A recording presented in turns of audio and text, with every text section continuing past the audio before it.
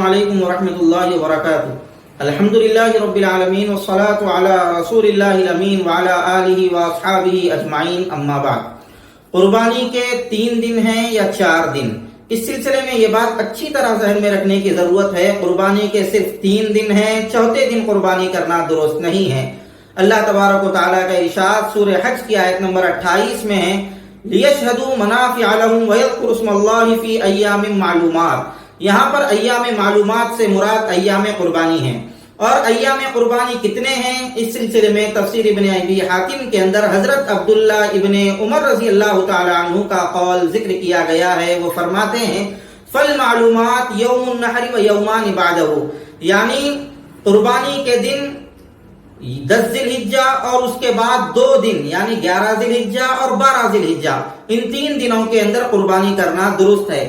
اسی طرح قرآن کریم کی اور ایک آیت وَاذْكُرُوا اسْمَ اللَّهِ فِي أَيَّامٍ مَّعْدُودَاتٍ، اس آیت کی تفسیر علامہ ابو بکر مالکی رحمۃ اللہ علیہ نے اپنی کتاب الاحکام کے اندر یوں ذکر کی ہے، وَاذْكُرُوا اسْمَ اللَّهِ فِي أَيَّامٍ مَّعْدُودَاتٍ وَلَا خِلَافَ أَنَّ الْمُرَادَ بِهِ النَّحْرُ وَكَانَ النَّحْرُ فِي الْيَوْمِ الْأَوَّلِ وَهُوَ يَوْمُ الْأَضْحَى وَالثَّانِي وَالثَّالِثِ وَلَمْ يَكُنْ فِي الرَّابِعِ نَحْرٌ فَكَانَ الرَّابِعُ غَيْرَ مُرَادٍ فِي قَوْلِهِ تَعَالَى مَعْدُودَاتٍ لَا يُنْحَرُ فِيهِ۔ وہ فرماتے ہیں کہ اللہ تبارک و تعالیٰ کا ارشاد ایام معدودات سے مراد ایام قربانی ہے، اس میں کسی کا اختلاف نہیں ہے۔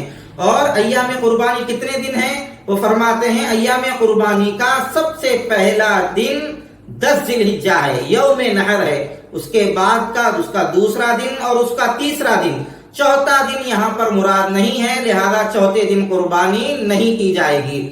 اسی طریقے سے آثار صحابہ بھی یہی بتلاتے ہیں کہ ایام قربانی صرف 3 دن ہیں، 4تھے دن قربانی کرنا درست نہیں ہے۔ چنانچہ اعلاء السنن کی جلد نمبر 17 اور صفحہ نمبر 256 پر امیر المؤمنین حضرت عمر رضی اللہ تعالی عنہ کا قول ذکر کیا گیا ہے، عن عمر بن الخطاب رضی اللہ تعالی عنہ یقول انما النحر فی هذه الثلاثه ایام۔ حضرت عمر بن الخطاب رضی اللہ تعالی عنہ فرماتے ہیں قربانی صرف ان 3 دنوں کے اندر درست ہے، یعنی 10 ذی الحجہ، 11 ذی الحجہ اور 12 ذی الحجہ۔ اسی طرح اعلاء السنن ہی کے اندر حضرت علی کرم اللہ وجہہ سے یہ روایت ان کا قول ذکر کیا گیا ہے، عن علی بن ابی طالب رضی اللہ تعالی عنہ النحر 3 ایام افضلها اولها۔ حضرت علی فرماتے ہیں قربانی کے صرف 3 دن ہیں اور اس کا پہلا دن سب سے افضل ہے۔ اور موطا امام مالک کے اندر حضرت عبداللہ ابن عمر رضی اللہ تعالی عنہ کا قول ذکر کیا گیا ہے، الاضحیٰ یومان بعد یوم الاضحیٰ، یعنی قربانی کے دن یوم الاضحیٰ یعنی 10 ذی الحجہ کے بعد اور 2 دن ہیں۔ اسی طریقے سے بیہقی کی سنن کبریٰ میں حضرت انس رضی اللہ تعالی عنہ کا ارشاد نقل کیا گیا ہے۔ وہ فرماتے ہیں عن انس رضی اللہ تعالی عنہ الذبح بعد النحر یومان۔ وہ فرماتے ہیں 10 ذی الحجہ کے بعد قربانی کے اور 2 دن باقی ہیں۔ اسی طریقے سے اعلاء السنن ہی کے اندر حضرت عبداللہ ابن عباس رضی اللہ تعالی عنہ کا قول ذکر کیا گیا ہے۔ وہ فرماتے ہیں ایام النحر 3 ایام، قربانی کے دن صرف 3 دن ہیں۔ اسی طریقے سے اعلاء السنن کی جلد نمبر 17 صفحہ نمبر 257 پر حضرت ابو ہریرہ رضی اللہ تعالی عنہ کی بھی یہی رائے ذکر کی گئی ہے۔ ان تمام آثار صحابہ، اقوال صحابہ، تعامل امت اور تقاضۂ قیاس کو دیکھا جائے تو یہی بات صاف اور عیاں ہو جاتی ہے، قربانی کے صرف 3 دن ہیں، 4تھے دن قربانی کرنا درست نہیں ہے۔ جو لوگ اس روایت کو پیش کرتے ہیں کہ ایام تشریق ایام قربانی ہے، لہذا مکمل ایام تشریق میں قربانی کی جا سکتی ہے، یاد رکھنا چاہیے ایام تشریق الگ ہے، ایام قربانی الگ ہے، دونوں میں بڑا فرق ہے۔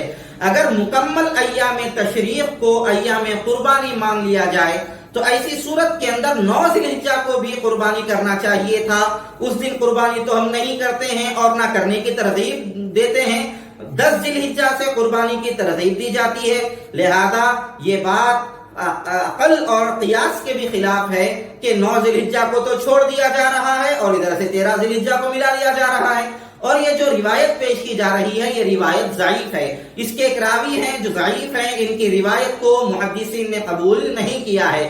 بہرحال یہ ساری چیزوں کو سامنے رکھ کر ہم اس نتیجے پر پہنچتے ہیں کہ ایام قربانی صرف 3 ہیں، یعنی 10 ذی الحجہ، 11 ذی الحجہ اور 12 ذی الحجہ کی اثر تک، یعنی مغرب سے پہلے تک قربانی کی جا سکتی ہے۔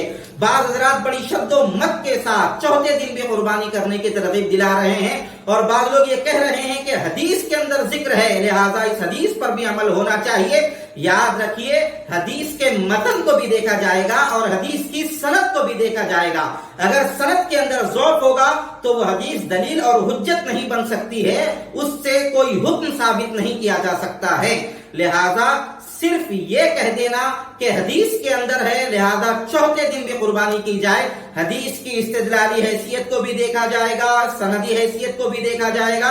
ساری چیزوں کو دیکھنے کے بعد اس نتیجے پر پہنچا جا رہا ہے کہ جو روایت پیش کی جا رہی ہے چوتھے دن قربانی کرنے کے سلسلے میں وہ روایت ضعیف ہے، اس کو محدثین نے قبول نہیں کیا ہے، اور امت کا اس پر تعاملاً اجماع ہے کہ قربانی کے صرف 3 دن ہیں، لہذا 3 دن قربانی کیجئے، لوگوں کے بہکاوے میں مت آئیے اور مشکوک دن قربانی کر کے اپنی قربانیوں کو ضائع مت کیجئے۔ اللہ تعالیٰ صحیح علم و عمل کی اپنے کرم سے توفیق عطا فرمائے۔ وآخر دعوانا الحمدللہ رب العالمین۔